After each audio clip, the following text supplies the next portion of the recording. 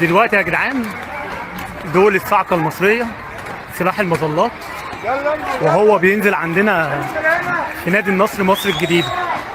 اه والله زي ما انتم شايفين كده. الناس اهي قدامنا اهي، اهو اهو اهو. وهو بيعرض علينا ده انا صورت. اجازه يا جماعه يوم الخميس is not the best of days. Let's just be honest. I'm personally having a great day. About to go record with Alex Stein and Luke Rutkowski over on We Are Change, but over the past 48 hours, there has been a pretty significant invasion of the southern part of Israel by, I think it would be fair to describe them as terrorists, because they are not abiding by any normal rules of warfare. And it's heartbreaking. It's heartbreaking to witness, and it's heartbreaking that this has been a kind of slow boil situation for as long as I've been alive, practically, or longer, I should say. It's terrible. It's terrible. But I just wanted to give my 2 cents before I head out of here on, what I think about it, what I think the libertarian position is on it, but more importantly, what I think the moral position is on it. Obviously, I'm anti-interventionist. I'm non-interventionist. I believe that unless America is directly threatened or attacked, rather, there's really no reason to justify American intervention. And there's a tremendous amount of people in our political establishment that do not view things that way. They talk a lot about our interests, American interests abroad, right? You hear that a lot. Geopolitical interests, financial interests, trading interests, things like that. I'm of the opinion that it is a huge mistake to believe that intervention is justified based off of economic realities. I don't think that it's ever right to kill people for trade issues. I think that that's crazy. And I know it's a very common belief in our political elite that it is more than justified. They talk about it openly. No one has any shame about it. I think that it's deeply immoral, if I'm being totally honest with you guys. I think it's deeply, deeply immoral to say, well, Clint, what about OPEC? Well, we're just incredibly blessed to be in a nation where we can produce more than enough oil and gas to sustain the American economy. I don't think that OPEC or battering down oil prices is ever a adequate justification for intervention from America. Now that I've said all of that, let me also say, I think that what happened to the Israeli people is horrific, and particularly the innocents, the soldiers. It's not good, but it's a different situation, obviously, since they've been fighting with each other for decades. But the civilians in particular, it's horrible.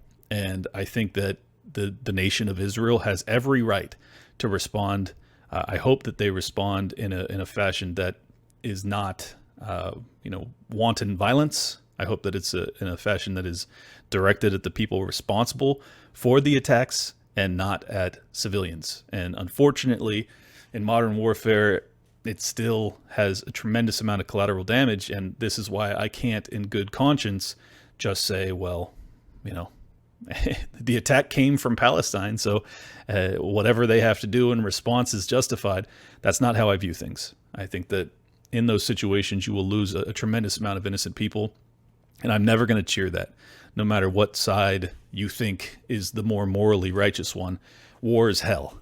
War is hell. And people like Nikki Haley and the other politicians that are cheerleading this response, claiming that finish it or finish them is what Nikki Haley said, boldly, cowardly, in my opinion. It's just not that simple. It's not that simple. And as far as I'm concerned, Israel has the right to defend themselves, and they have a right to go after those that are responsible and those that are responsible for the planning too. But let's be honest with ourselves. This is the fog of war is always bad. But particularly when a war just starts, it is horrifically bad. Like you can't know anything to be true unless 24, 48 hours have passed and you've had an opportunity to actually let it play out a little bit. And I think that we would all do ourselves a great service to allow some time to pass and to not lend any sort of vocal support for any actions until there's some clarity as to what's transpired. And here's the reason I say that. First off, there's been a tremendous amount of videos that have been circulating and doing millions and millions of views very, very rapidly that have already been community noted, demonstrating definitively that people are taking videos that are years old and out of context, or even current videos, but claiming that it's Palestinian soldiers when in fact it's Israeli soldiers. It's all crazy, and this is the type of mis and disinformation that they always argue we need censorship for. I'm not arguing in favor of censorship. I am arguing in favor of calm, discernment, patience, think. Allow some time for you to wrap your head around what's actually transpired, to get some real evidence as to what's going on. The main reason that I think that this is vitally necessary that we do so, if you remember the early days of the Ukraine war, it was just crazy amounts of misinformation and lies. I mean, it was just war propaganda. That's what it is. And there's war propaganda on all sides all the time. The Russians do it too, but there's this tendency that if it's our side, which I don't really know why Ukraine is our side, but it has been declared by the media that it is, that any of those war propaganda tools are just lifted up as if they are truth from God himself. And as we've learned with Snake Island, etc., that is not the case. There is massive deception on both sides. And the reason that I really take pause is that the Israel-Palestine border, the southern border of Israel, along the lines of the West Bank, is one of the most heavily guarded, defended, monitored borders on Earth. On Earth. And with good reason, because there's been consistent fighting and missile barrages and all sorts of bombardments for a very long time. So it makes sense that it would be. I'm not even saying it shouldn't be. But it doesn't make any sense to me that 400 well-armed Hamas members were able to come across without any sort of pushback. It makes no sense. It's very, very bizarre. I mean, now let me say, maybe there's a good explanation. Maybe. But it's odd. I think we should all be able to acknowledge it's odd. And before we jump to any conclusions, we ought to at least say, I need an answer to that before I'm going to come to any semblance of a conclusion. And a lot of people are not giving us that time. A lot of people are saying, we must respond now. We, as if Israel is our 51st state, as if America has been attacked. You've seen American politicians all weekend are just saying, America has been attacked. This is an attack on America. No, actually it's not. It's not an attack on America. It is a horrific attack, but it is an attack against Israel. And Israel is not America. I know it seems like, why are you even saying this? Because people are saying things to the contrary, and it's nonsense. And I think that it's important that we maintain the perspective, maintain the reality of the situation here. Is it tragic? Yes. Is this an attack on America? No. Does this justify a response? Yes. Does this justify a response on the behalf of America, the American taxpayer, or the American military? No. No, it doesn't. Because it's not an attack against us. And if you're in the GOP side, the alleged anti-war side, the side that was consistently saying, we don't want to go to war with Russia. We're not Ukraine. Try and maintain that same energy here. We're not Israel. We're not Ukraine. We're not. We're not. If you're an America First voter or politician and you've suddenly shifted your belief system, well then you are an inconsistent person. You're not viewing this the same way. Now, be honest with yourself as to why. Now, if it's because you love Israel, okay. But just realize that you are putting Israel's interests above that of America and the American military. Because right now, we have American warships that are en route to Israel. Right now. They are already sending American troops. Now, could it just be a show of force and be a preventative measure to hopefully prevent Iran from simultaneously attacking Israel? Sure, maybe that is what it is. But it gives me great, great concern that we have we have wars breaking out in Azerbaijan. We have now a war that has been declared from Israel against the Palestinians. I hope it's against Hamas and not just the Palestinian nation. I don't know. And then obviously the war between Russia and Ukraine, and now also the potential, as all of this pops off, you have the potential that China moves on Taiwan. And then God knows after that. I mean, basically, all of these nations are starting to, I think, see the instability, and a lot of old wounds and unsettled scores are being addressed simultaneously. And this is kind of what you would expect as the U.S. empire declines. And in some ways, it's natural. In some ways, it's human nature. In no way is it a good thing. It's tragic, but it is what it is. And I don't want to see my countrymen sent abroad to die for ancient beefs. No, thank you. And let me add one last note. We can't do it. Financially, we can't do it. Culturally, we're in such disarray. If you want to see America truly implode upon itself, yeah, advocate on behalf of all these interventions. Let the empire really just bleed itself out financially, because that's what you're advocating for. Make no mistake. The inflationary pressures will only increase, and we're already suffering pretty terribly. So it's going to get way, way worse. On top of that, you have millions and millions of illegal immigrants that are coming across the border simultaneously. Do you think that paired with multi-front war simultaneously, along with an economy that is very long in the tooth, dealing with inflationary pressures, dealing with a $33 trillion debt, dealing with, unemployment figures that are way understated, dealing with young people that feel rudderless and powerless to do anything with their lives? Do you think any of this leads in a good place, in a good direction? The answer is obviously no. It's obviously no. So you have one little voice, same as me. And we get to lend our voice to something in this moment. And I would argue strongly that the only viable path to having any semblance of a viable future for America is for us to use our tiny little voice collectively to say peace, no war, no intervention, no American involvement. Do not buy the war propaganda. No matter how awful what's happening is, we don't need to be involved. American involvement has not, particularly in this area of the planet, hasn't been received very well. And it hasn't worked out very well for the people over there either. I don't want to create any more enemies. We have enough. I don't want to create any more debt. We've got more than enough.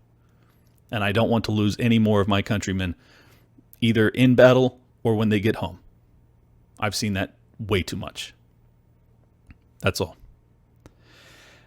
I hope you guys will enjoy the interview with Alex Stein and Luke Rukowski. It is over on We Are Change. You guys can find that on Rumble if you want to see the full 2 hours. The second hour is always unedited, uncensored. And now for the rest of the show. Enjoy. So when you look at how to go forward for the country, as you say, is there any area of coalition building that could happen? There are pragmatic Republicans, as you say. Could there be a whole new way of trying to, get legislation going and cross-party governance going by Democrats and certain Republicans forming a coalition? Well, you saw the number of Republicans who voted along with Democrats to keep the government open. So there's clearly a common sense, sane part of the Republican caucus in the House. But I think they are intimidated. They oftentimes, say and do things which they know better than to say or do. And it will require us defeating those most extreme measures and the people who promote them in order to try to get to some common ground where people can, again, work together. That's the way it used to be. I mean, we had very strong partisans in both parties in the past. And we had very bitter battles over all kinds of things, gun control and climate change and the economy and taxes. But there wasn't this little tail of extremism wagging the dog of the Republican Party. Mind you, that what she's talking about there is the people that are demanding that every spending bill be voted on individually so that they don't do any of this omnibus nonsense. She's describing these people that are willing to shut down the government if they don't get back to some semblance of reasonable spending parameters. They are the extremists. A complete inversion of reality, which is exactly what you should expect from someone like Hillary Clinton. As it is today. And sadly, so many of those extremists, those MAGA extremists, take their marching orders from Donald Trump, who has no credibility left by any measure. He's only... So many of them take their marching orders from Donald Trump that they went against and voted out Kevin McCarthy as Speaker of the House, despite the fact that Donald Trump was the one who had endorsed him for that position. It's not even based in reality. This is just a pure power play. I want to make sure that's clear. Only in it for himself. He's now defending himself in civil actions and criminal actions. And when do they break with him? Because they just did. At some point, maybe there needs to be a formal deprogramming of the cult members, but something needs to happen. And how do you... I want that to pause there and talk about this for a second, because it's about as serious a statement as I have ever heard from a politician, much less someone from the Clinton family, which obviously caused me great pause. We need a formal deprogramming. A formal deprogramming. What do you think that entails? Does that sound like, re-education camps, gulag type stuff to you? Because it ought to. It ought to send a chill down your spine that you have someone that's so deeply immersed in the political morass that she would say something like that, that she would do so publicly. Keep in mind, these people don't really say anything publicly that's accidental, for the most part. Do you think that that wasn't thought about deeply before she uttered it to the 10,000 people that watch CNN still? No. She thought about that one long and hard, I would assure you. And the fact that it's now circulating online for people to realize what we're up against, I think it's an important moment for us to come together and understand exactly what we're up against. We're up against people that perceive us to be a danger, not so much to democracy, as they say repeatedly, but to their hegemony, to their monopolistic stranglehold of power in this country. Could it be more clear? What is she talking about here? She's talking about these extremist MAGA Republicans, which, by the way, just went against Donald Trump's endorsement and wishes in ousting Kevin McCarthy. And she's saying that they need deprogramming camps. What? What the hell is happening? How are we living in a time where we have some of the most famous politicians? Keep in mind, she was almost the president of the United States. Couple 10,000 votes here and there in a handful of different states, and she would have been the president of the United States. And she's saying that the 60+ million people that voted for Donald Trump need to be deprogrammed formally. Do I even need to really emphasize how dangerous this is? How crazy this is? And on the inverse of that, if you're going to go down this path, who truly needs to be deprogrammed? Is it the people that still believe in God and country? Or is it the people that believe in totalitarian control, complete global hegemony, a military-industrial complex run amok, and no limits to spending, modern monetary theory? Are those the people that should be deprogrammed? Yeah, if we're going to have deprogramming camps, I would argue strongly that it ought to be them. But guess what? I still wouldn't argue for that, because it's not American at all. It's extraordinarily dangerous to talk about rounding up your political opponents and re-engineering their minds. This is what happens in China. This is actually what's happening to the Uyghurs. There's lots of controversy as to whether or not there's a genocide against the Uyghurs, but I would say definitively they are not being treated well. They are being reprogrammed, and they have camps to do so. Is that the future you want? Do you want to have 70 million well-armed Americans being targeted, which they already are, mind you, by the FBI? Do you want them to now be targeted for re-education? And do you think that they'll acquiesce to that? Do you think that they'll go along with that? Because I would imagine that the Uyghurs weren't sitting on a boatload of firearms before their reprogramming began. Well, guess what? The Trump supporters are, by and large. And I don't think they're going to go to the camps quietly. So I would encourage everybody to pull their fucking foot off of the gas pedal for a minute and think about what you're talking about here. Is this actually the future that you want? Do you want to start to round up people that you disagree with? Because I have plenty of disagreements with half of the people in this country or more. Would I ever be so narcissistic, so psychopathic, that I would call for re-education of them?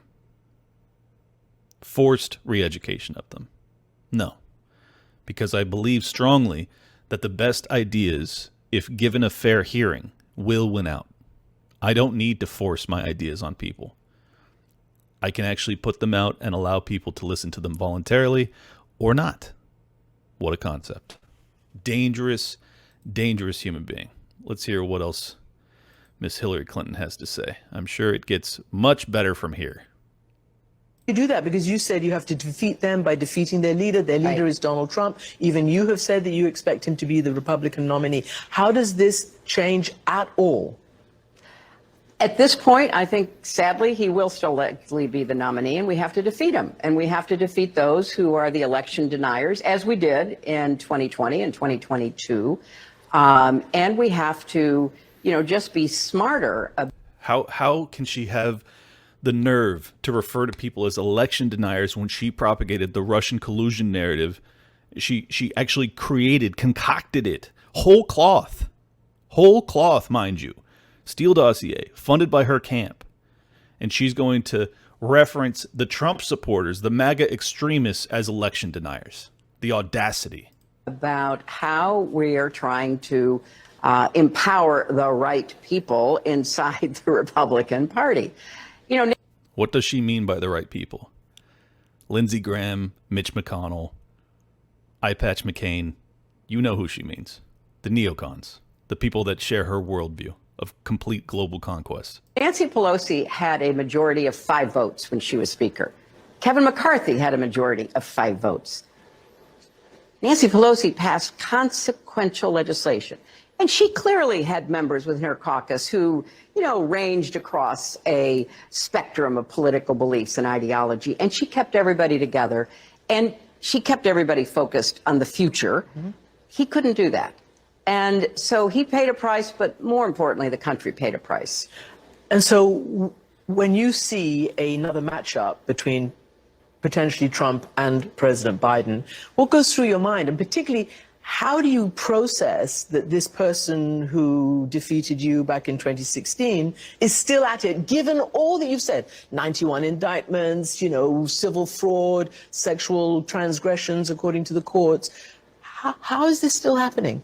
It's the classic tale of an authoritarian populist who really has a grip on the emotional, psychological needs and desires of a portion of the population.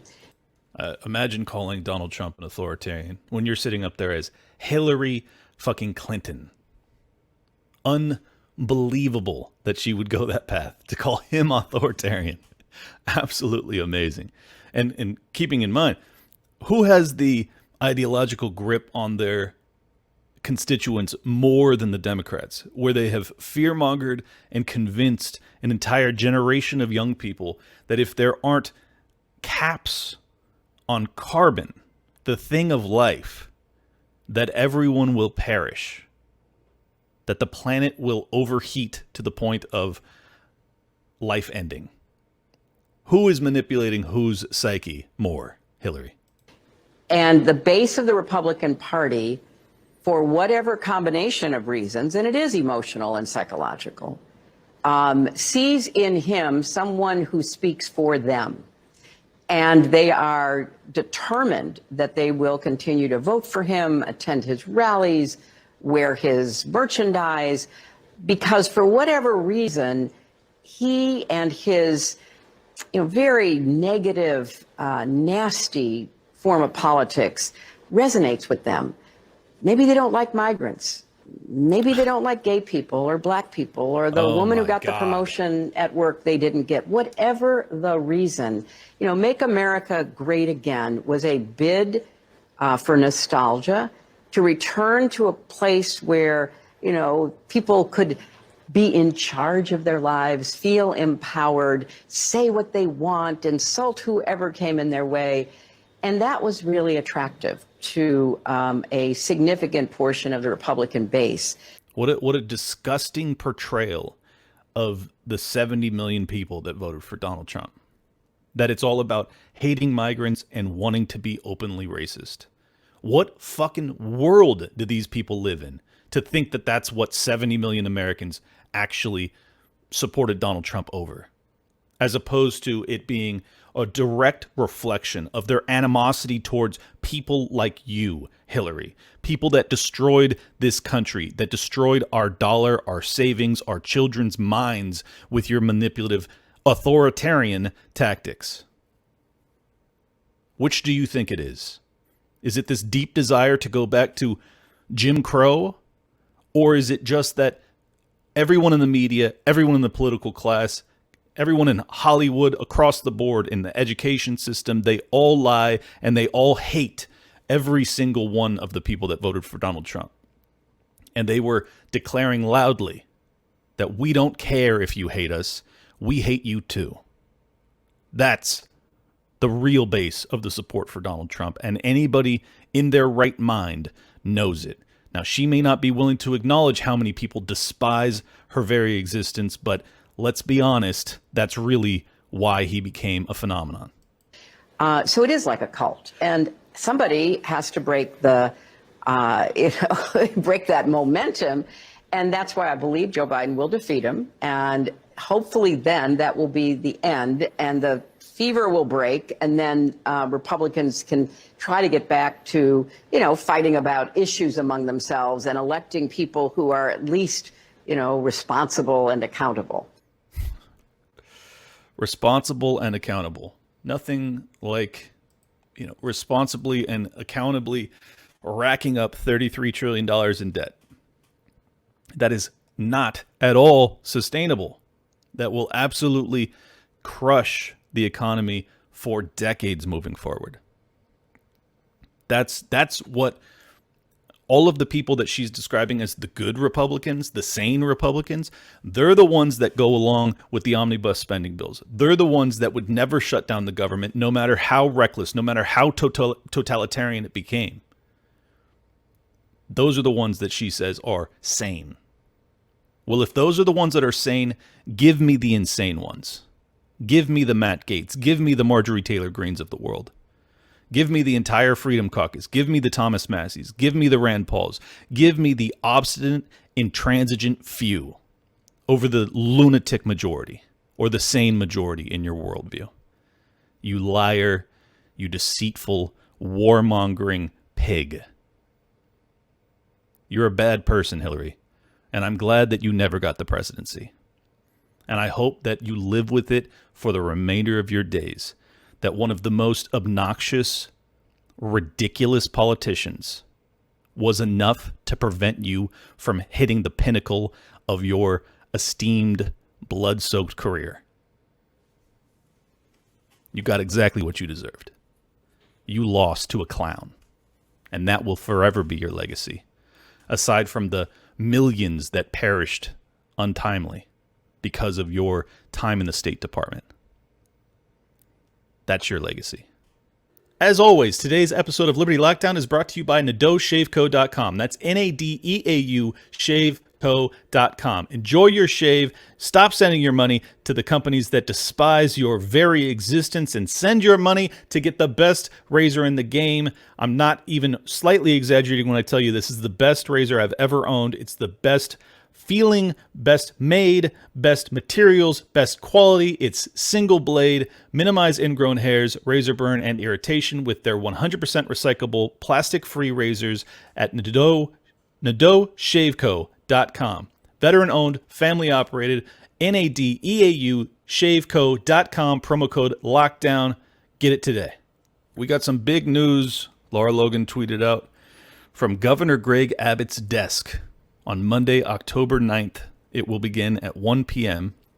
Texas will also pass laws to mirror the federal immigration laws President Joe Biden refuses to enforce that will reduce illegal immigration and enhance the safety of Texans. For the first time ever, Texas will subject people to arrest for illegal entry into our state from a foreign nation. All licensed law enforcement officers in Texas will be authorized to arrest or remove any person who illegally enters the state, with penalties up to 20 years in prison for refusing to comply with removal. To crack down on repeated attempts to enter Texas illegally, re-entry will be penalized with up to 20 years in prison. Wow. And this, my dear open immigration libertarian friends, is exactly what I feared. That eventually one of these border states would have had enough, that they would put their fist down, and that is a fist. 20 years in prison. Now, whether or not it'll actually be enforced, who knows? Whether or not the Supreme Court or the feds will get involved and try to intervene to prevent this from happening, I would say it probably will happen in that direction. But this is where we're headed. If you allow millions of people to flood into this country, you're eventually going to have state governors, and eventually is now, that say, we're going to use our own monopoly on violence to go after these people very aggressively. Now, there's a lot of fixes that can happen at the federal level. But as far as I'm concerned, given the current people in charge, it is going to be a states' rights issue. And if you're a libertarian, you should acknowledge that states' rights are at least more in alignment with libertarianism than federal dictates. Correct? I would hope. Well then, you should respect the wishes of the people of Texas, that they don't want any more. They don't want any more illegal entry into their country from foreigners. And can you blame them? All it took was Ron DeSantis, and then eventually, a year later, Greg Abbott beginning to bus and ship and fly these illegal entrants into their country, into alleged sanctuary cities. And less than a year later, you have the sanctuary cities themselves saying, we're full. We can't handle this. It's going to collapse our infrastructure. It's going to blow up our budgets. We will be bankrupted by this process. They also have migrant camps that are being set up that are just essentially added to the already blossoming homelessness crisis in New York City. It's not sustainable. You are on the wrong side of history if you just stand there and go, the state has no right to dictate borders. They have no right to enforce property rights for the people that have paid taxes in Texas, that have voted and lived there their entire lives.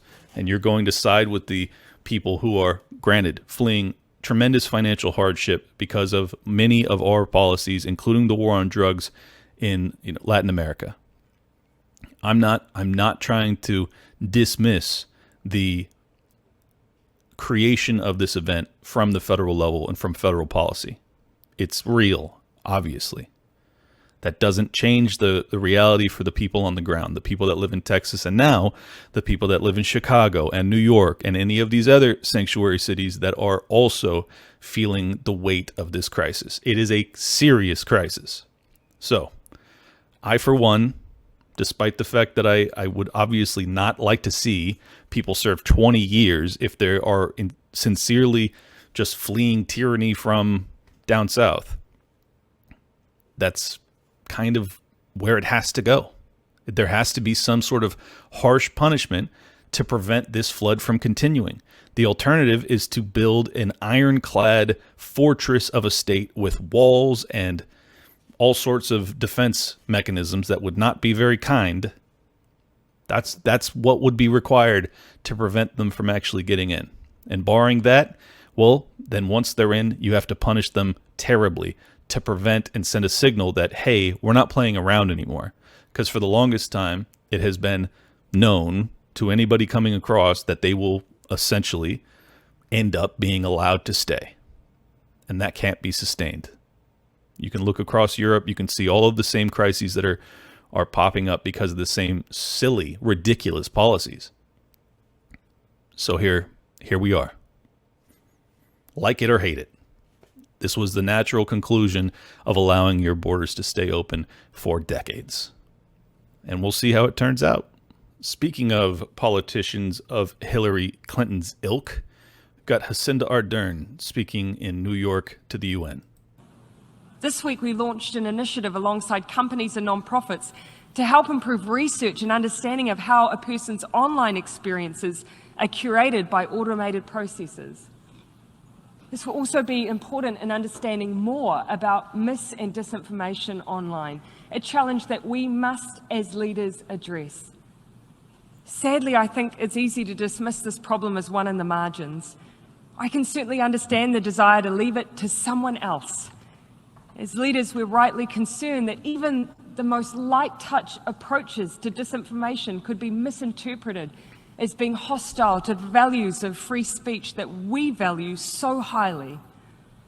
But while I cannot tell you today what the answer is to this challenge, I can say with complete certainty that we cannot ignore it. Can you imagine having the audacity to say that these measures will be misinterpreted as an affront to these other values that we also care about, like free speech and open dialogue? Sure, Jacinda, I'm sure you care about that at all. To do so poses an equal threat to the norms we all value. After all, how do you successfully end a war if people are led to believe the reason for its existence is not only legal but noble? How do you tackle climate change if people do not believe it exists? Incredible. Just think about all of the wars that the United States in particular, which, by the way, she's giving this speech in the United States, in New York, all of the wars that have been foisted upon the American people predicated on lies, on outright provable lies over and over again. Gulf of Tonkin, the babies in incubators, the WMDs in Iraq. I mean, the list goes on and on.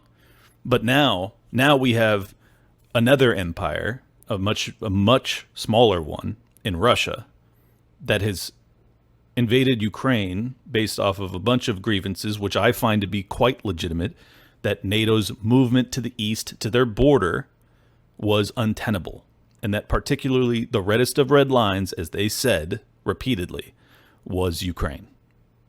And now she's going to justify censorship and algo deboosting and all sorts of manipulation of the online environment so that the narrative that they've tried to portray, that Vladimir Putin is this evil Nazi, Hitler-esque lunatic, that we must now censor dialogue on the internet so that we can maintain our narrative monopoly.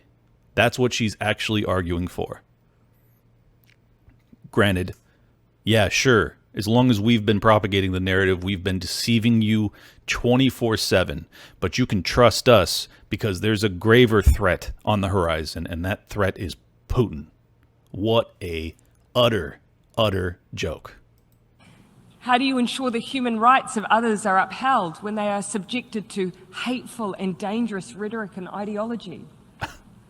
The weapons may be different, but the goals of those who perpetuate them is often the same: to cause chaos and reduce the ability of others to defend themselves, to disband communities, to collapse the collective strength of countries who work together. But we have an opportunity here to ensure that these particular weapons of war do not become an established part of warfare. I mean, to describe mis and disinformation as weapons of war, when what they've actually been censoring have been some of the most prestigious, highly acclaimed cardiologists and pathologists, and I mean all of the best in the medical establishment. Those were the people that were actually censored and kicked off of all social media platforms during the COVID era because they were alleged to be propagating misinformation and disinformation. Now, in hindsight, who was telling the truth? Was it Anthony Fauci? Or was it the frontline doctors?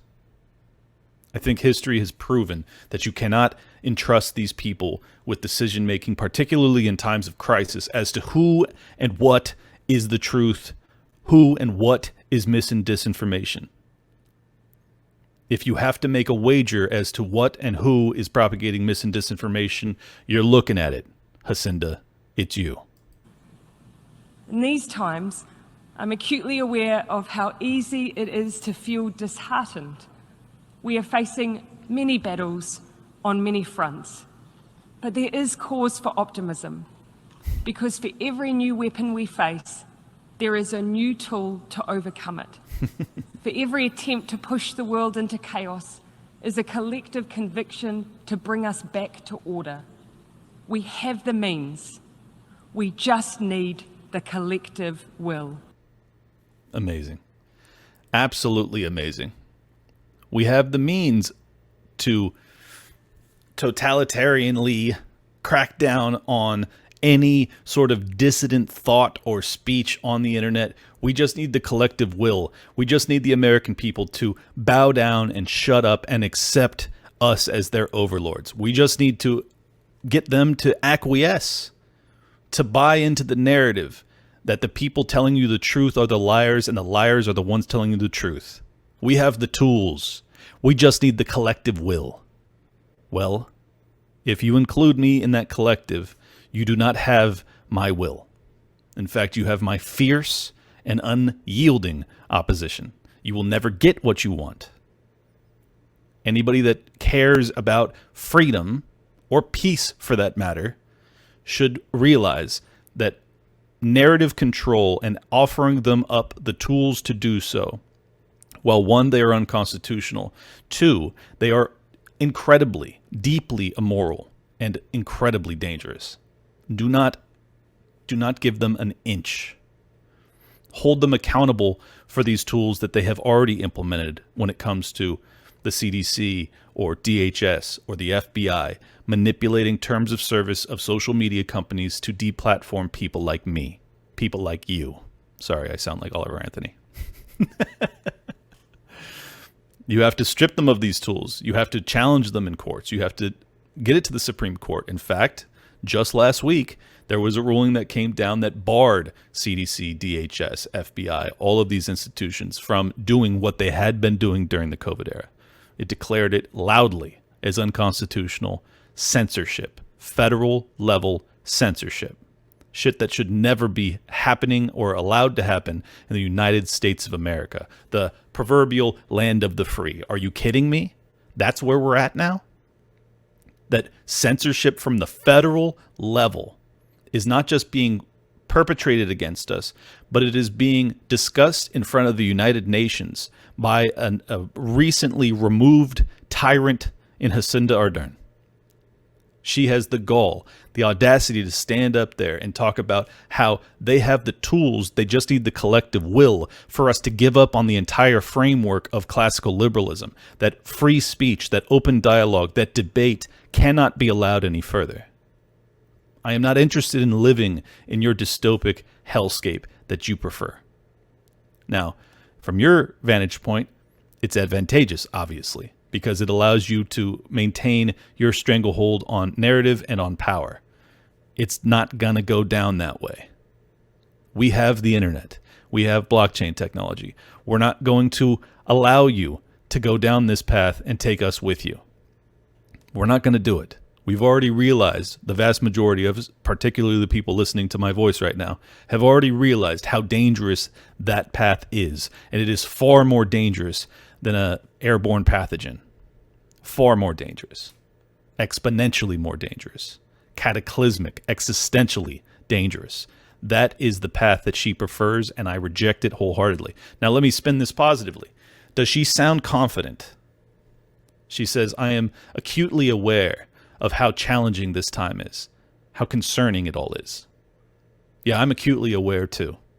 that you've been removed from power, that your stranglehold on the narrative is fleeting. It is diminishing rapidly. God will it to evaporate entirely. They are losing control. That is what all of this is about. They have maintained a monopoly on narrative through Operation Mockingbird and the control of the news pundits throughout your entire life. Well, guess what? There's a new game in town. And it's tens of thousands of people like me that are actually doing the research on their own and coming to their own conclusions and delivering it to their own audiences of 10 or 20 or 100,000 people at a time. It is a diffuse and unstoppable chain of information. That's what they're concerned with. That's why they have to have these heart-to-heart talks about how concerned they are about mis- and disinformation. That we are telling far closer to the truth. We are always attempting to tell the entire truth if we can, when we know it, as opposed to their complete manipulation of the narrative and of the reality that we languish under. So yeah, you're not going to prevail, Jacinda. Your time is up. You've already been removed from power. And talking about yourself as if you are still in a position of power tells me everything I need to know. That you did your job. You did the bidding of the people that actually pull your strings. The Klauses of the world, the World Economic Forums of the world, United Nations of the world, the NATOs of the world, the United States government, the State Departments of the world, the CIAs and the FBIs of the world. I know who you work for, and it ain't me, and it ain't the people listening to this right now. You aren't our ally. You are, in fact, our enemy. Now, you don't have to be.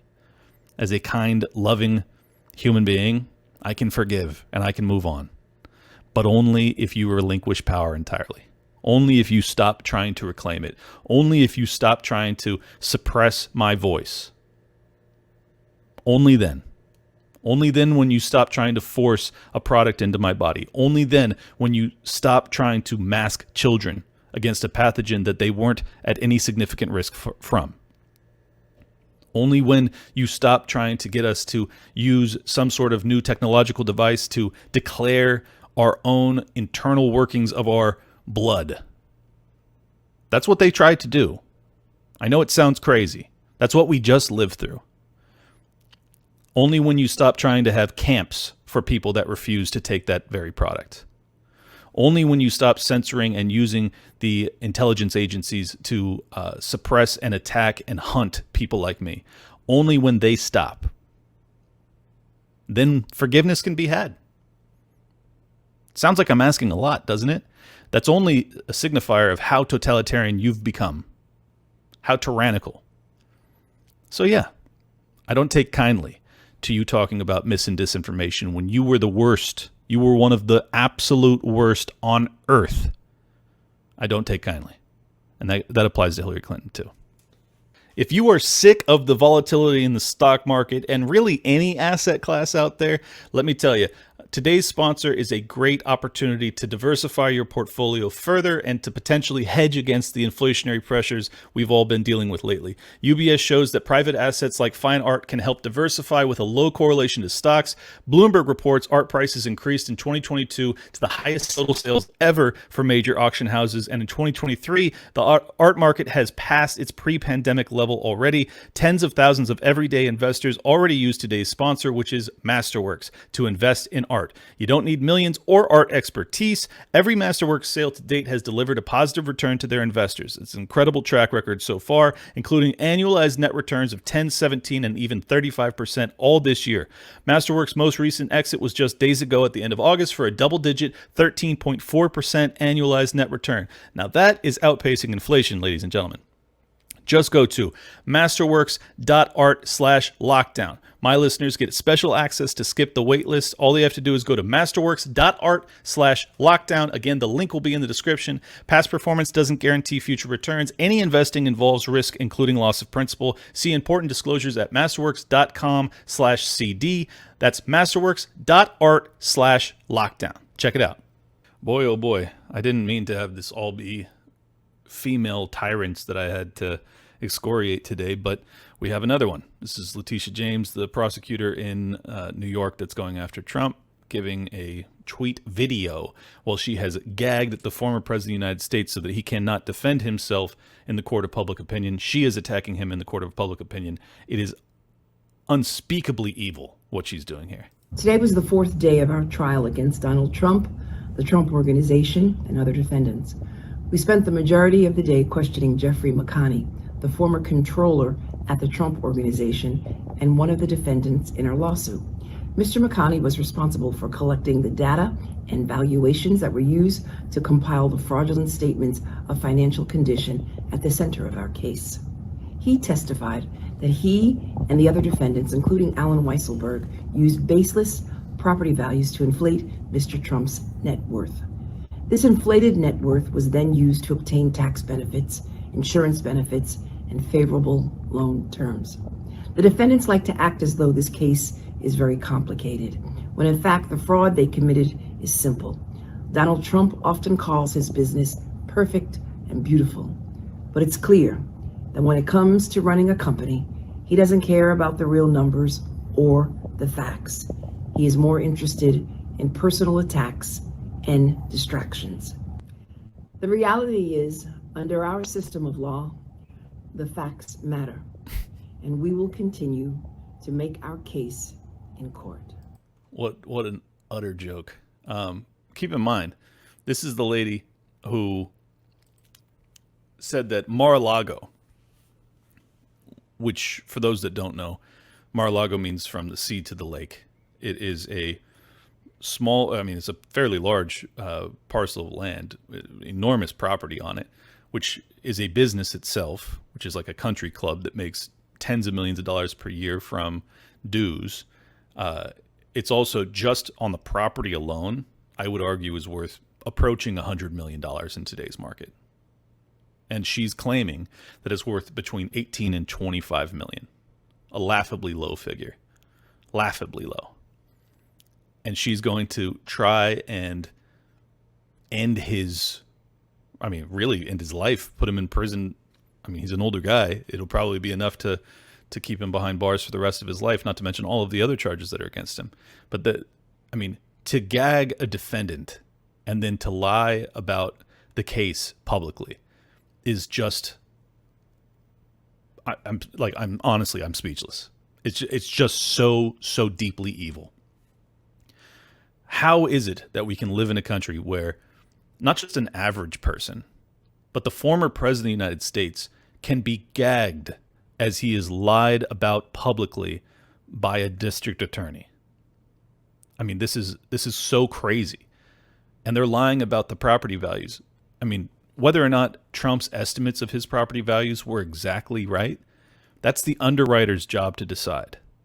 No one can actually know definitively what a property is worth because value, ladies and gentlemen, is subjective. And only to know the actual current market value of any property, the only way you can do so is to sell it. So the only way you can actually give an estimate of value is to, wait for it, drumroll, estimate. You have to estimate.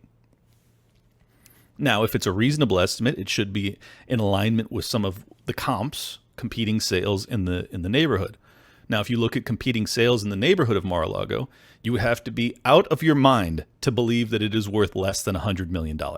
You would have to be out of your mind. And that doesn't take into account the business value, which, by the way, there's a multiplier effect when you take into account the annualized net profit of a business. You should be able to sell that business for some sort of multiplier of that value over, say, 8 to 10 years is kind of the standard figure. So if say it profits $10 million annually, well, you should be able to sell it for approximately $100 million or at least $80 million over the property value itself. Property value itself, I would estimate somewhere in the neighborhood of $100 million, maybe more. So let's say it's 175 to 200 million is the actual fair market value of Mar-a-Lago today. She's estimating to be between 18 and 25 million. It is laughable. It is nonsense. Anybody that knows anything about real estate will tell you it is a full, outright, bold-faced lie. And they are trying to put the former president of the United States behind bars while they gag him and make it impossible for him to defend himself in the court of public opinion while she attacks him in the court of public opinion. This is un-American. This is, as far as I'm concerned, criminal. Criminal on her part, not on Donald Trump's part. Now, He may be guilty of other crimes. I'm not going to say definitively that he's not. But on this front, this is completely unjust. And anybody, regardless of your political beliefs, you ought to be speaking out in his defense. Because guess what? If he's not defended properly, none of us will be. If you think that the former president of the United States can't get a fair trial and you think you're going to, good luck. Ain't going to happen. They will come for all of us with the same nonsense. Any political dissident will be treated with the same unjust and unfair judicial process. It's crazy.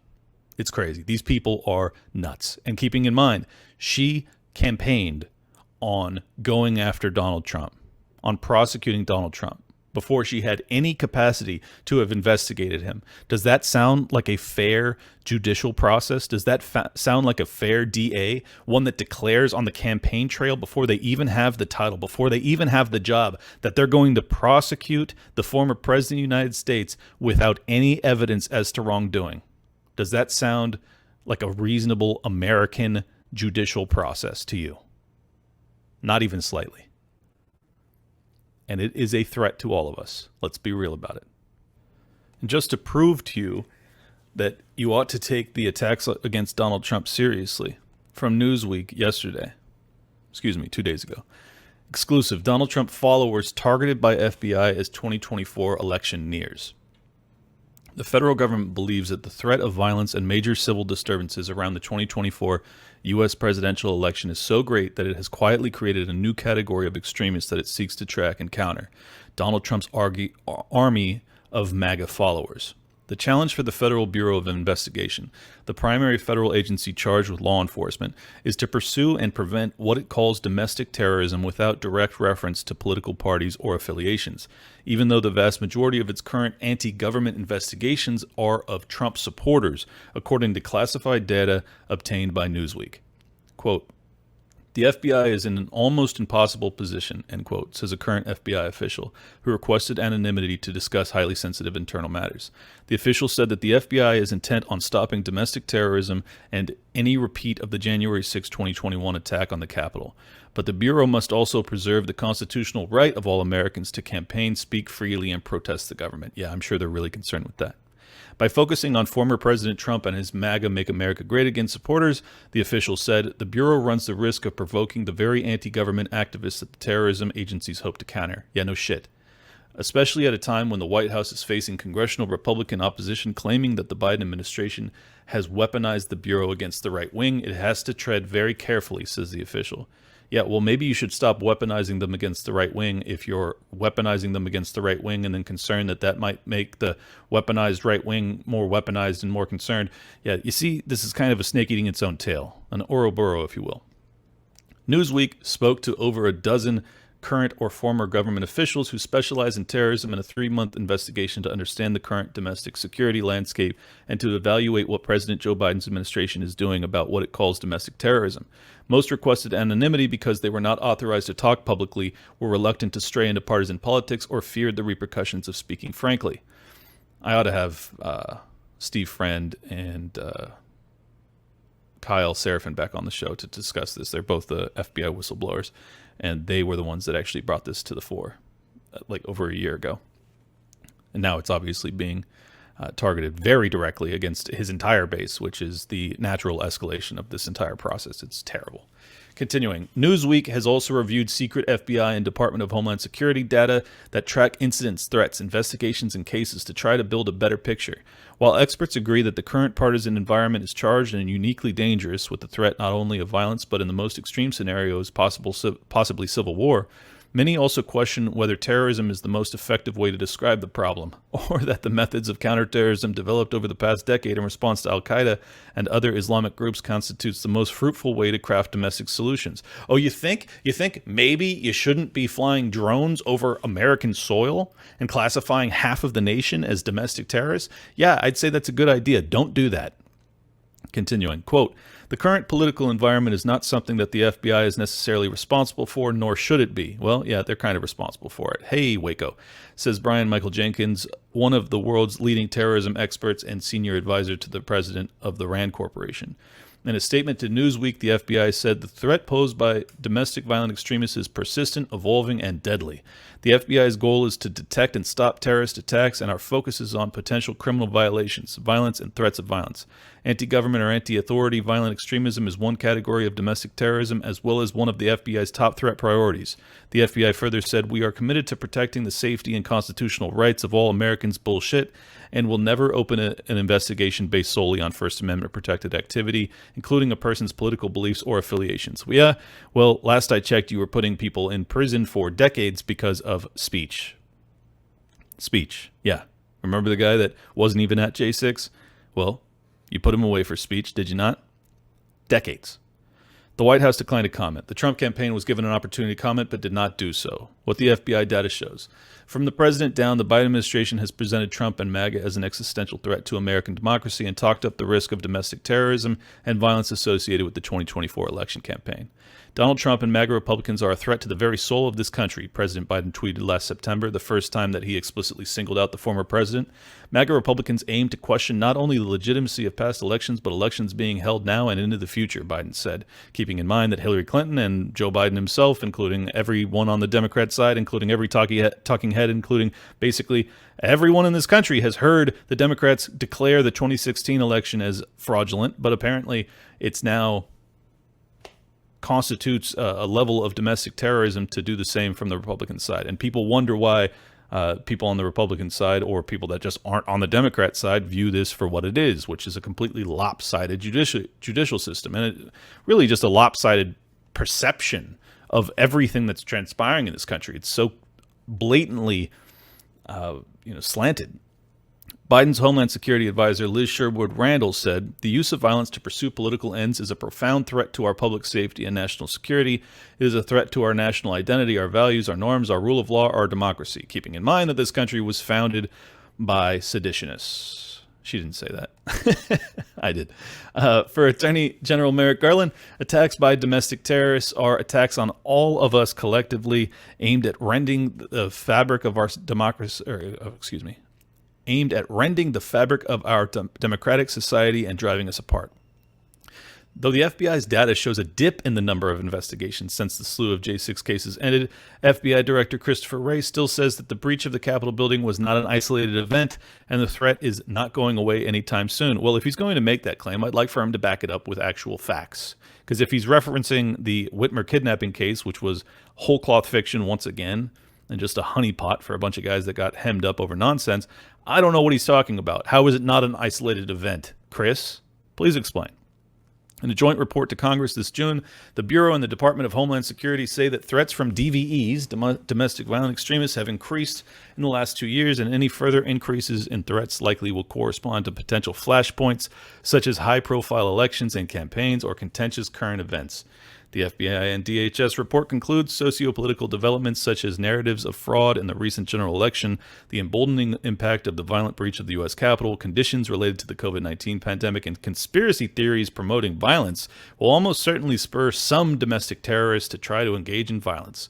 The threats listed in that paragraph are all clearly associated with the America's right, and in particular with Trump's MAGA supporters. Right after January 6th, the FBI co-authored a restricted report, DVE Emboldened in Aftermath of Capitol Breach, Elevated Domestic Terrorism Threat of Violence Likely Amid Political Transitions and Beyond, in which it shifted the definition of AGAAVE, anti-government, anti-authority violent extremism, from furtherance of ideological agendas to furtherance of political and or social agendas. For the first time, such groups could be so labeled because of their politics.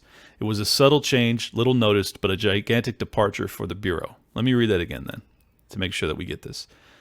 It went from furtherance of ideological agendas to furtherance of political and or social agendas. Interesting. I don't know that I'm necessarily picking up on this being some earth-shattering change, but it's a change, so I guess it is important. Trump and his army of supporters were acknowledged as a distinct category of DVEs, even as the FBI was saying publicly that political views were never part of its criteria to investigate or prevent domestic terrorism. Yeah, well, they were lying. Just as they went after Muslim people and they said that they weren't. Of course they were. Post 9/11, I mean. Where the FBI sees threats is also plain from the way it categorizes them. A system which on the surface is designed to appear nonpartisan. This shifted subtly days after the events of January 6th when it comes to what the Bureau calls agave, which is funny because it's like honey. We cannot and do not investigate ideology, a senior FBI official reassured the press after January 6th. We focus on individuals who commit or intend to commit violence or criminal activity that constitutes a federal crime or poses a threat to national security. But the FBI went further in October 2022 when it created a new subcategory, agave other, of those who were a threat but do not fit into its anarchist, militia, or sovereign citizen groups, introduced without any announcement and reported here for the first time. The new classification is officially defined as DVEs who cite anti-government or anti-authority motivations for violence or criminal activity, not otherwise defined, such as individuals motivated by a desire to commit violence against those with a real or perceived association with a specific political party or faction of a specific political party. Well, interesting, because the way I perceive Hillary Clinton's speech about putting us in camps to deprogram us, that would entail violence, would it not? What if I reject it? What if I decline? Do you think that she's going to permit that? Yeah, I don't think so. Well, this is a long article, so I'm going to end it there. But it's everyone needs to be aware of this, man. Everyone needs to be aware. And let me reiterate: very peaceful person, and I do not advocate for political violence to get your way. I think that we have superior ideas, and we ought to win this battle in the area of ideas and conversation. The people we're up against, unfortunately, don't view it the same way. If you haven't figured that out by Hillary Clinton and us putting us in camps, or Jacinda Ardern and her censorship advocation, like, they don't believe in open dialogue. They find it to be a threat. And from their worldview, I can understand why. But from my worldview, I don't think that people that oppose them should be viewed as potential domestic violent extremists. I am, in fact, advocating for peace. I am advocating for the temperature to cool off, to decrease, to allow us to coexist once again. It's your plans which are continuing to increase the temperature, to increase the risk of us actually ending up in a civil war, God forbid. God forbid. You do not want that to happen. I'm speaking to my audience now. We don't want that to happen. It would be terrible. It would be absolutely horrific. But it seems as if they will not back off, and that they, in many ways, are, I don't know if they're overtly attempting to bring it about, or if they're just seeing what they can get away with before people eventually say, enough, I can't go any further. You've made my life just so terrible that I have to put my foot in the ground somewhere. It seems like that's what they're pushing people towards. I mean, you saw it on J6.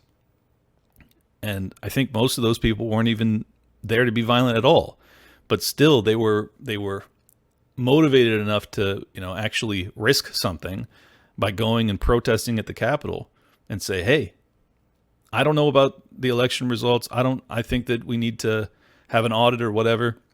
Some of the people there were obviously a little bit more over the top and deranged than that, but I just don't know how you can now categorize people that weren't even there. People that showed no inkling of having a violent bone in their body, but you're still going to start to categorize all of them as potential domestic violent extremists. And you're going to have a GOP that gets up there and gives lip service to how concerning all of this is, but they don't defund these organizations. I mean, you're talking about a secret police force that is now armed with a categorization to go after half of this country. And let's be honest, it's not just MAGA supporters. It's people like me. It's people like you. Once again, sounding like Oliver Anthony. It's anybody that isn't in alignment with the neoliberal world view, or world order for that matter. And I'm not in alignment with it. I don't believe that it's in alignment with American values. I believe that peace and open dialogue and free trade and property rights is all the foundational building blocks, not just of America, but of any functioning civilization.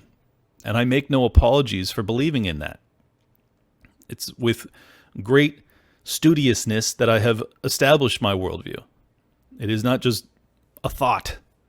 It is not just an inkling that I have. It is empirical evidence that I have evaluated and concluded that communism, Marxism, fascism, totalitarianism, tyranny, and the like are all lesser forms of government than what I proffer to you. Why should I make apologies for that? Why should I be afraid to discuss that openly? I'm not going to be afraid. Because if I shut up, if I go away because I'm concerned about being categorized in that fashion, well, then we've already lost. And that applies to everybody listening to this right now. If you shut up, if you stop telling the truth, well, then where are we? We have absolutely zero hope. They've already won. They already have the narrative control that they so desire, the one that they're willing to shred the Bill of Rights to maintain. We have to reject that. It's the only path forward. And the reason I reference property rights so specifically is because they are really in threat in this country in a way that I don't think most people are actually okay going to sleep at night understanding. Knowing that you have evicted a family and put them out at risk of homelessness onto the street. You're okay with that? Yes. I think there should be empathy for people struggling. All right, I'll serve a very empathetic eviction notice. I think homelessness shouldn't exist. I think people should not be homeless. Sure, and people shouldn't be sick either, and isn't it a shame that people... That's the Those world. are not any, that is not comparable in It any is. way. It is. Absolutely not. It's the world we live in. Yeah, of course people, that's just life. But homelessness is not life. Homelessness is a societal problem. Homelessness is something that we created. But the thing is, everything you're saying boils down to, I want the government to help me. The government should solve the problems. That's not the real world. Do you have the answers to everything in the world? No, but I have the answers to this. It's called a free market. What irritates me is when tenants tell me they can't pay rent because their mom just died. They would never call their energy provider and say, I can't pay my energy bill because my mom died. They would never call Sainsbury's and go in and say, my mom died, can I have free food? Why do they come to me? They prey and leech and use emotional manipulation on struggling landlords with stories of why they can't pay the rent, and it's wrong. So you're telling me that tenants are the ones who are preying and leeching on landlords? Correct. And if you think he's overstating it, I've got another video to show you. I'll show you in a second, but let me start by saying she says that homelessness is a man-made problem, a problem that we created. No, ma'am. The homes are what we've created. You have to build them. It requires resources. It requires delayed gratification. It requires planning and processing and labor. It requires a lot. They don't appear out of nowhere. You can't turn on a printing press and have a house come out of the other end. That's not how it works. So we didn't create homelessness. We created housing. That's the only creation that's happening in your story. And to diminish the value of those that are willing to delay gratification and allocate capital to build housing, that then on the back end, we have consumers that are able to acquire those properties. That is the creation. That is the creative process. What you're describing would be destruction. You're describing the destruction of property rights themselves. Could not be more dangerous to the foundational building blocks of a functional civilization. To just do away with property rights, which is what she's actually advocating for. Behind all of the flowery, beautiful language about concern over the homeless, what you're actually describing is making us all wards of the state, making us all potentially homeless if we run afoul of state dictate or diktat. That's what she's advocating on behalf of, because that's really the only options you have. You either have property rights that are held on the individual level, or you have property rights that are only held by the state. Communism. That's what these people are advocating for. And just to prove it to you that this is not a one-off, that this is getting particularly unhinged, we have a landlord that has essentially been evicted by their own or from their own property by an Airbnb guest. This is an incredible story. Jason Roth lives in a van with his dog, Wally. But get this, he is homeless and a homeowner, all at the same time. It's something I can't fully wrap my head around. It's more like head banging for Jason. See, here's his Rainier Valley home, but the tenant in it is way behind on his rent. So Jason is making mortgage payments and paying for flight school. He's also owed 5 months' rent. a total of some $29,000, not including utilities. I do come here often, though. I do come here just to look at my house and miss it and wish I could be in it. Making matters worse, the renter offered Jason's downstairs unit on Airbnb for $434 a night. At the very least, he's generating $2,000 a month. And it's more than likely he's generating closer to 3 or possibly even 4, depending on the month. And even though he didn't own the home, the city gave the renter a short-term rental license. So not only is he not paying me, but he's generating an income through the basement Airbnb unit. And meanwhile, I'm having to pay the utilities for that unit. Now he's waiting until late October for an eviction hearing. The current process for an eviction hearing in King County to go from the start to the very end is about 12 months in total. Yeah. I mean, that's what this lady's actually advocating for. That homeless people, that if you're a landlord, if you own more than one property, you should have no right to that second or third property, right? That's the logical conclusion of what she's actually advocating for. That landlord should have no property rights at all. That a homeless person should have greater right to that because they deserve housing. That's their worldview. That's what they believe. This is what you get when you have that worldview. Cities like Seattle, those that don't value and honor property rights, and this is a big and increasing problem in many Democrat states, that you will not be able to evict tenants that stop paying. And I know a lot of people go, well, the rent rate's too high and la la la la. Look, this is the foundation of a functioning free market capitalist system. You have to be able to reclaim your property if someone refuses to make good on a contract. That contract says you will pay X amount. You weren't forced into that contract. You signed it voluntarily. If you can't pay that, you need to leave. And the landlord, if the state won't honor that property right, the landlord has all moral authority, as far as I'm concerned, to reclaim that property however necessary. It is being stolen from them. To live in a van outside your property is a level of cuckdom I didn't even know possible. As your tenant is now no longer paying, hasn't paid for over 5 or 6 months, and is actively profiting off of an Airbnb in the basement of your own home while you pay the utilities and the mortgage for it? Are you kidding me? Have you lost every sense of your masculine energy? Who are you? How did you possibly have the wherewithal to accumulate enough assets to purchase an overpriced home in Seattle only to have it stolen from you by the tenant? Amazing. Absolutely incredible. Galling. So yeah, take it seriously, folks. Property rights are important. It's not just about the greed and the capitalism and the da-da-da. No, it's about property rights. It's about being able to actually reclaim your wealth, because that's what that house is to that man. It's his wealth. It's his hard work. You are stealing his life force itself. It is advocation for slavery, ultimately.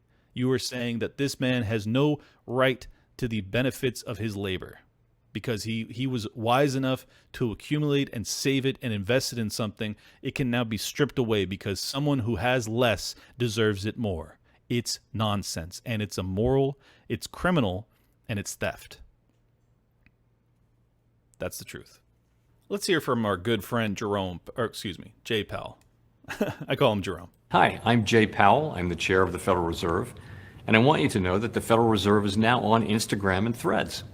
The Fed is America's central bank working to promote a healthy economy and a strong financial system.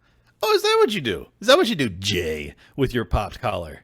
I don't think that's exactly what you do, Jay. I think your job is actually to defend the financial oligarchs of the planet, much to the detriment of the rest of us. But I appreciate that you're now casual and you go by Jay and you have a pop collar and no tie on. Very, very relatable.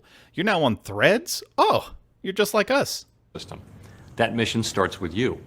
October is National Economic Education Month, and throughout the month and beyond, we'll be posting here with information, links to events, and other resources about how Fed decisions affect you, your family, and your community. Follow us on Instagram and Threads, the Federal Reserve, so we can propagandize you into thinking that we're not your arch enemies. amazing. This clip ties in pretty nicely to the episode I did about RFK's housing plan, so I thought we'd play it real quick. At this point, I think we might be living at our in-laws' house until, you know, we get old and gray, because the housing market is absolutely ridiculous. It's so sad because back in the day, you're able to just go to school, get a good job, get married, be able to buy a house, start a family, and possibly be able to stay part-time at home even with the children to help raise them. Now it's like, no, you get married, where are you living? Maybe we're gonna live in a shoebox, maybe we're gonna be homeless living on the street, because why is a 1-bedroom, 1-bath like $800,000? Like, I'm just trying to wrap my head around how things are going right now, because it's like, it's pretty hopeless for this generation, for us that are trying to start our lives and get a place. It's like, rent is absolutely insane. You can't save any money to be able to buy a place. They don't want us to own anything, and they literally want to like destroy your dreams of starting a life. It's just so embarrassing is how she ends that. Look, there was some aspects of the RFK demolition that I left out, so I wanted to add that here. First off, the primary way that you organically drive down prices is to increase the supply.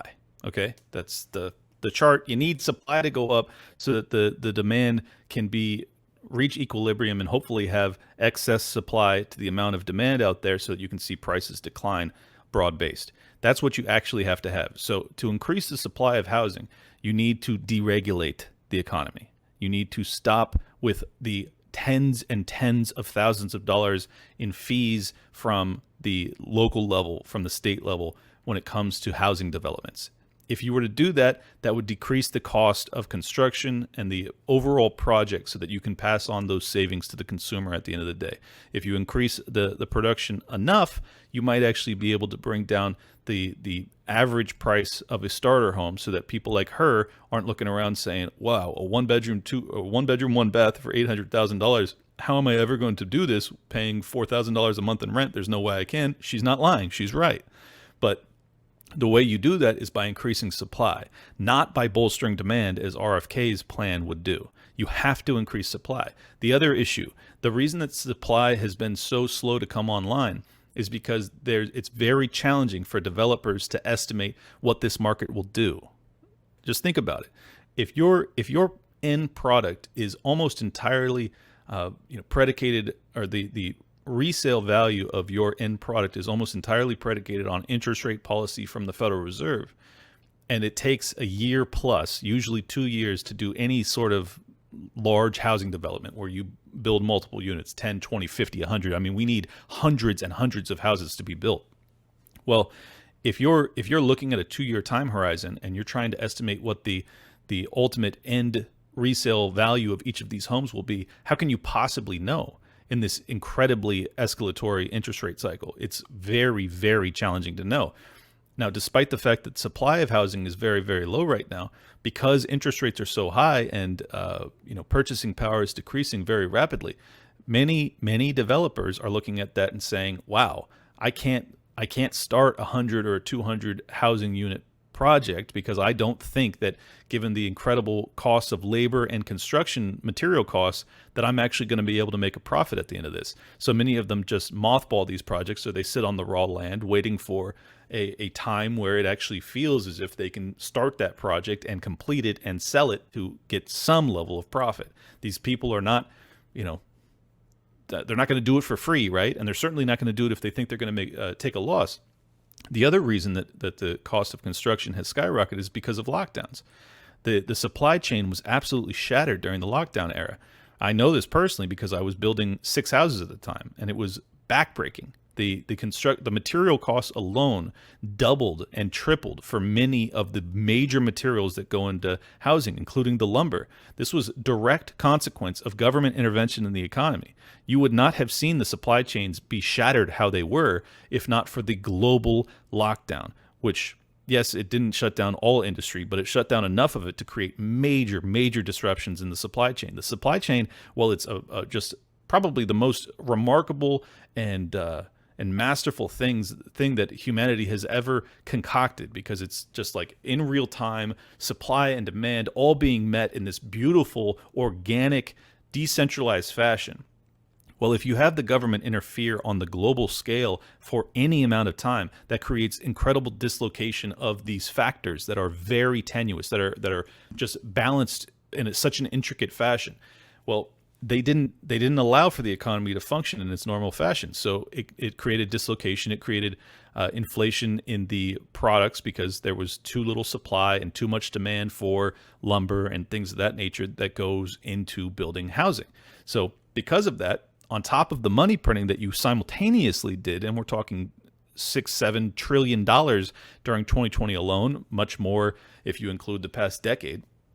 Well, that creates actual inflation, broad-based inflation. So you had inflation in the material costs of building homes, but then you also had broad-based inflation, which means, we've already discussed that in detail in the RFK episode. So you have inflationary pressures on two fronts. You have the monetary inflation as well as price inflation, which means that the expected sale price of these houses has to be significantly higher if you expect to not take a loss on every new unit of housing that you build. So that's what developers have done. They pass on, as is always the case, they pass on the inflationary effects of government interference in the economy. They pass that on to the consumer. That makes it the starter homes are now $450,000 on average across the United States, and significantly higher if you go into Seattle or DC or New York or San Francisco or San Diego or Los Angeles or Miami. I mean, the list goes on and on. But if you look behind me, I sit in Miami as I speak to you. There are way more lenient building requirements in the state of Florida, which means that the inventory is far, far higher and it can be added to far more cheaply. And because of that, you have not seen the same type of bull market that has taken the single family properties and put them out of reach for so many people. And that's not because, Florida is Republican. It's not because Florida is better organically. It's because of policy. It's because they allow for developers to build more units, which suppresses prices. It keeps prices from getting into this bubble-like territory, which you've seen in these other NIMBY cities where they say, you can't build to this height. You can't build this amount of density of units in this particular property. You have to have X amount of acres per property. All of these, stringent requirements, they make it so that the cost of housing skyrockets. It's all government created problems. All of it. The market itself can solve this. There is tremendous incentive as a developer going, we have tens of millions of people that want to buy starter homes. I want to build those. Let me acquire some raw land. Let me lay out the capital to do so. Let me sell into this market. There's a tremendous amount of demand. I should be able to make a fair return on my investment. All you have to do is get out of their way. And in years, literally, 2-3 years, you could have enough supply to actually meet equilibrium and then start to bring down prices broad-based. You could do that, but it requires the government to get the fuck out of the way. And RFK's plan is the complete opposite, which is why it would be such a detriment to young people. I hope that makes sense. Get you out of here on this. We've got another climate change zealot. Just stop oil protester. These people, tell me that these people haven't undergone or been the unwitting participants in a massive psychological operation to destroy their minds. How worse does it have to get? How many kids have to die? How many more young people have to do this stuff? I don't know what else to say, Anna. Why aren't you on the streets with us? That's all I can say. How do you explain your inaction? How do you explain it?